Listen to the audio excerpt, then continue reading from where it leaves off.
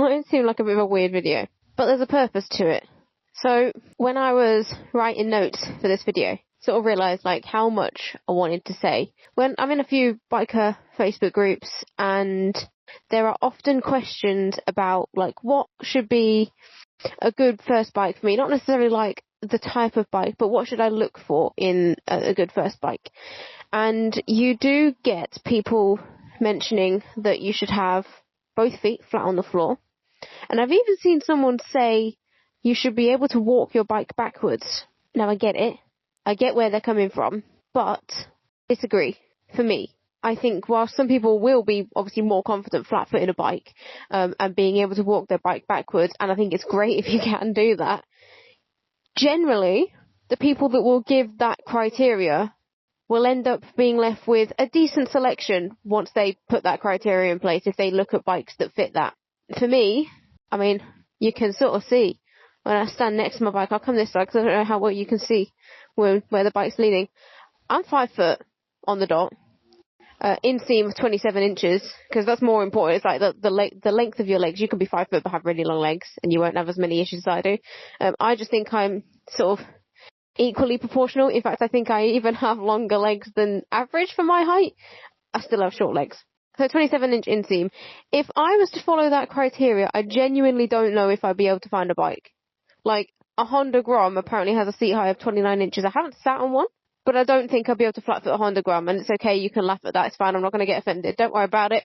So, as I said, people who will say that will generally be left with quite a big selection, or a decent selection where they don't feel like they're restricted or that they can't ride a bike. However, if you're like me, and I'm sort of making this video because these are like thoughts I had 6-7 months ago when I was first sort of learning to ride bikes, and this includes me trying on 125s at my CBT place, which I still found to be tricky.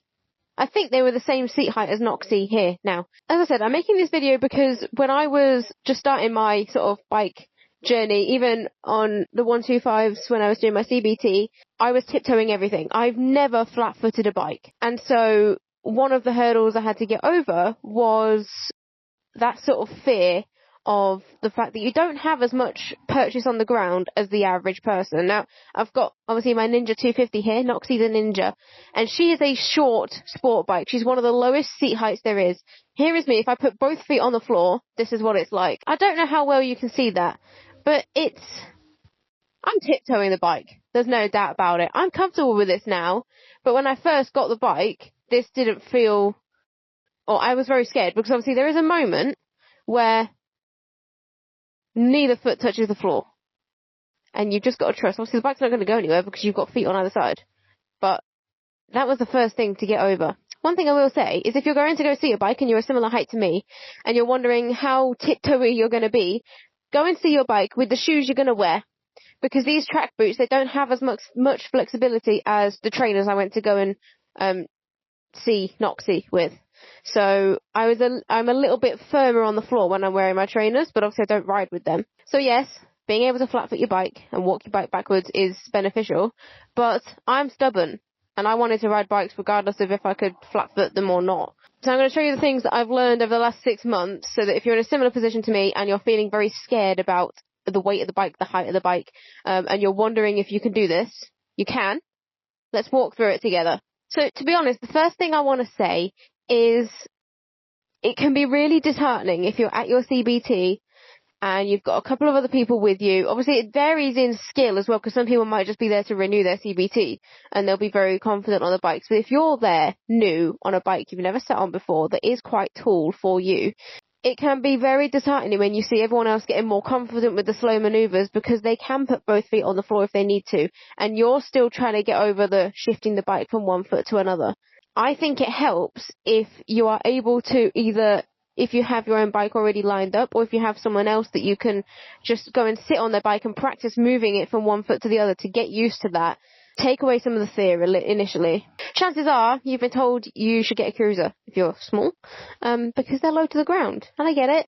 I understand why people would recommend them, but that's not my style. I had one for a 125. It wasn't for me. I prefer the sport bikes. I feel more confident tiptoeing this than I did not quite flat-footing, but closer to flat-footing my cruiser style 125. So, point of this video, the whole point of this whole channel, that's why it's called Tiptoe Bikers, is to tell you to be stubborn, because you may feel like giving up, but if you really want to do this, if you really want to ride a bike, you can do it, and you can work your way around it.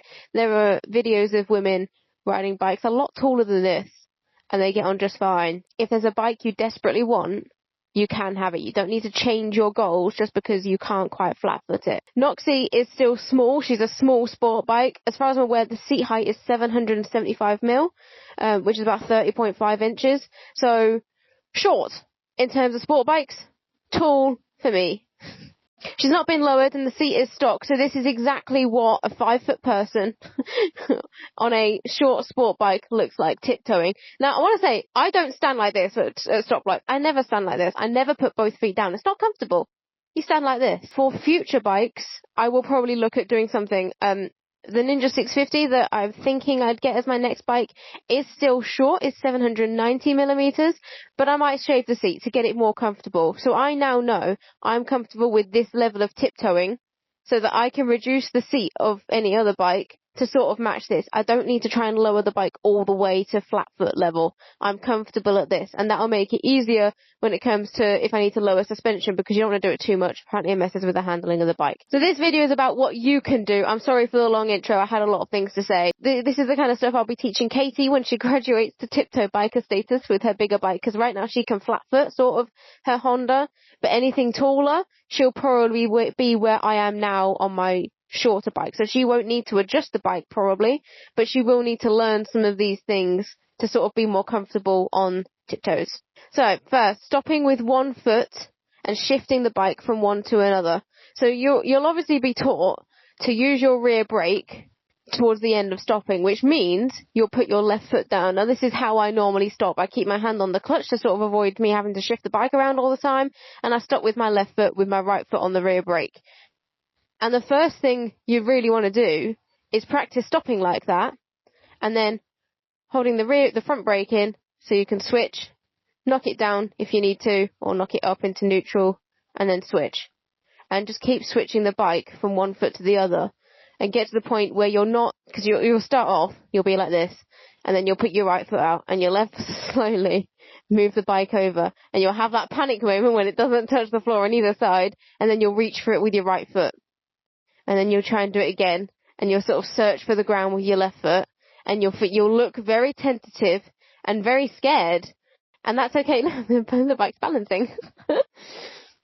This might be where someone will look at you, and I'm fortunate that my dad never questioned what I was doing with the bike. He just let me learn how to manage this bike on my own. But if someone is not fully into the idea of you riding a bike and then they see you doing this, they might think that bike's too tall for you, you can't manage it. But would you say that to a learner after they stall the first few times when they're learning to ride a bike, or you can't do that anymore, you're obviously not very good?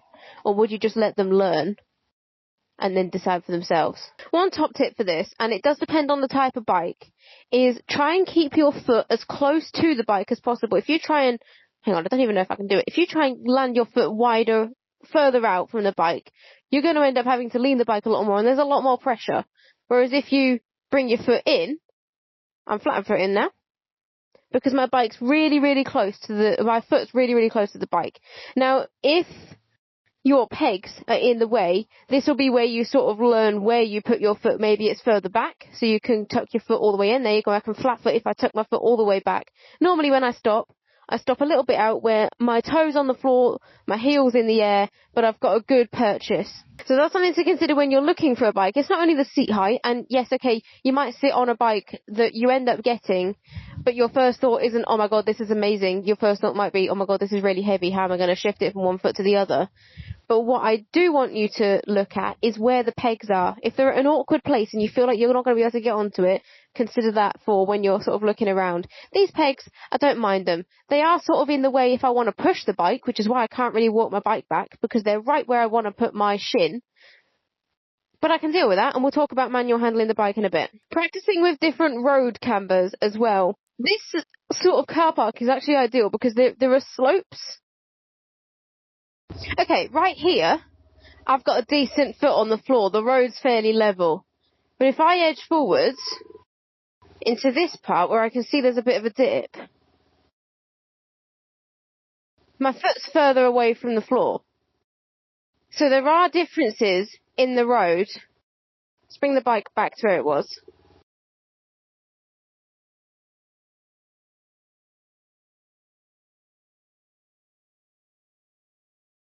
There are differences in the road where if you stay where the right tyre is, you tend to find that the middle of the road is a little bit more raised. But if you have to stop further in the middle, you might find the road a little bit further away.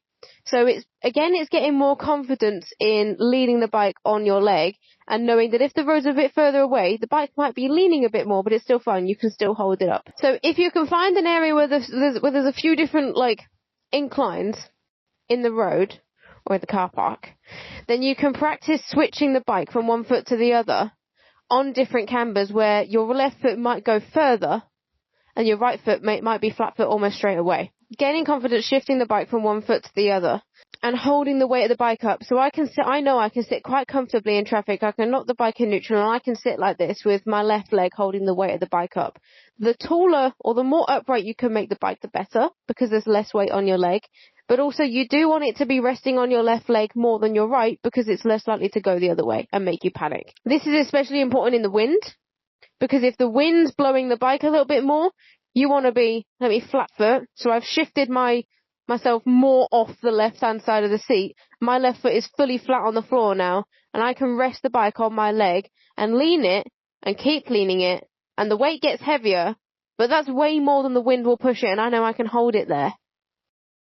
On the camera, it might not even look like it's leaning too much, but for me, that's quite heavy on the leg now. But I can hold it up. And you only know that by practicing that so that when you get out on the road and the wind does blow the bike, you're not going to be scared straight away. So you know if you're stood in standstill for a long period of time, you know you can stand there. I mean, to be fair, if you're stood in standstill and you're not going anywhere, put the kickstand down and don't bother trying to hold it up with your leg. But you know you can, if for whatever reason you need to stand there for a longer period of time with your bike on one leg. What I don't tend to do when I'm just coming to a stop at a traffic light is shift off the bike to flat foot, because I'm comfortable staying in the centre of the seat and tiptoeing it. There's no difference for me. For a short wait, I don't want to have to shift off the bike and then shift back on. That's just a lot of effort. I don't want to have to bother with it.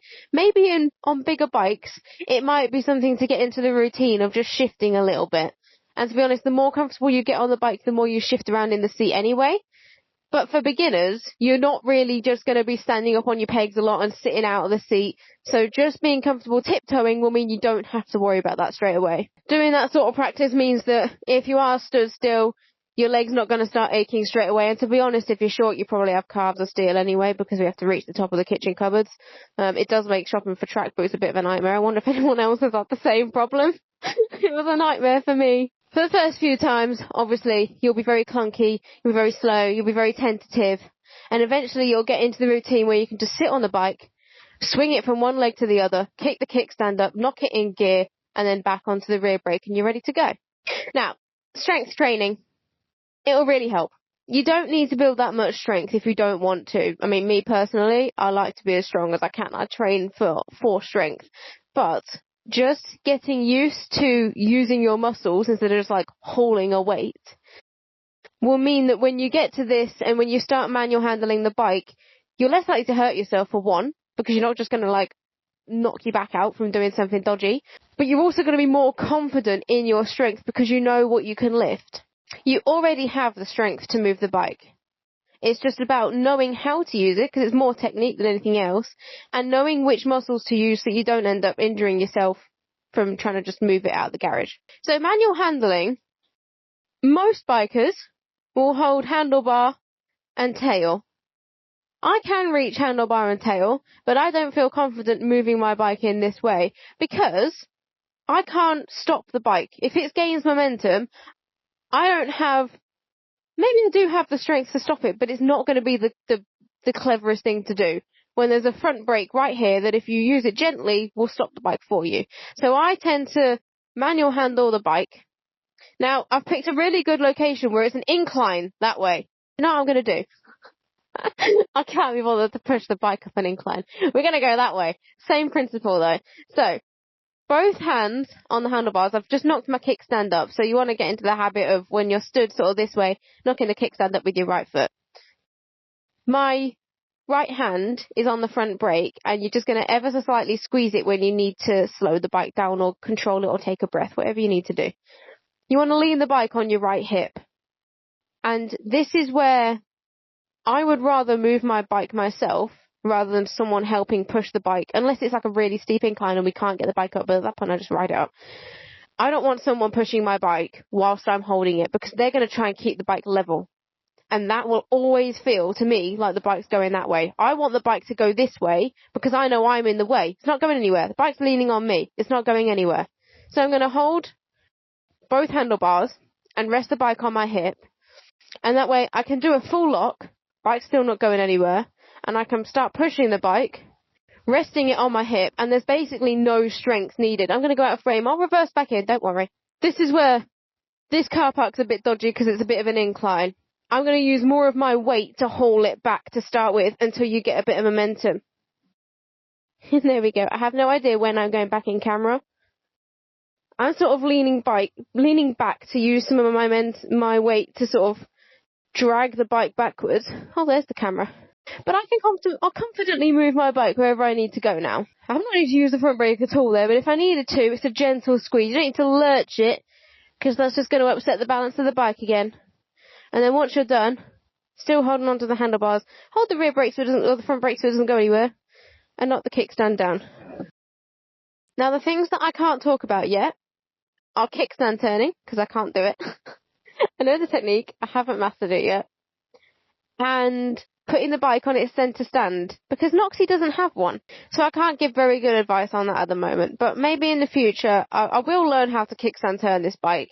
And maybe if I get a bike with a centre stand, we'll look at that. But this was purely because I spent a good chunk of my first few sessions learning to ride, just trying to get over the fear of the weight of the bike and how to shift it from one foot to the other and stopping, and when you go to turn right and the bike's sort of angled to the right but you still want to stop with your left foot down. It all just comes with practice. So basically I just wanted to make this video because I want, if someone else is like me in that sort of similar situation and you're wondering is this ever going to get easier? Yes it is.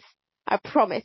You've just got to practice, and unfortunately you've probably got to practice more than the average person because you've got more to think about most of the time.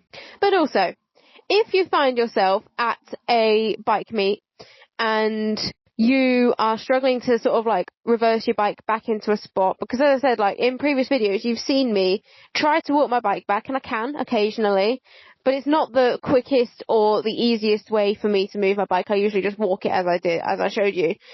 If you're struggling to do that, if you're struggling to put it in a spot, ask for help. I know we like to be strong and independent. However, it is okay to ask for help every now and then, okay? There were people just walking behind the camera, so I pretended to be really busy doing nothing. Because I still feel awkward. I hope that helped. It's the whole point of this channel. I mean, the name sort of gives it away. Tiptoe Bikers.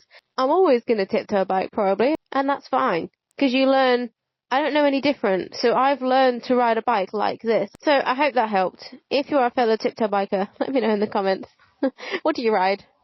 What other tips and tricks have you come up with? And subscribe if you haven't already. Why not? I'll see you in the next one. Goodbye.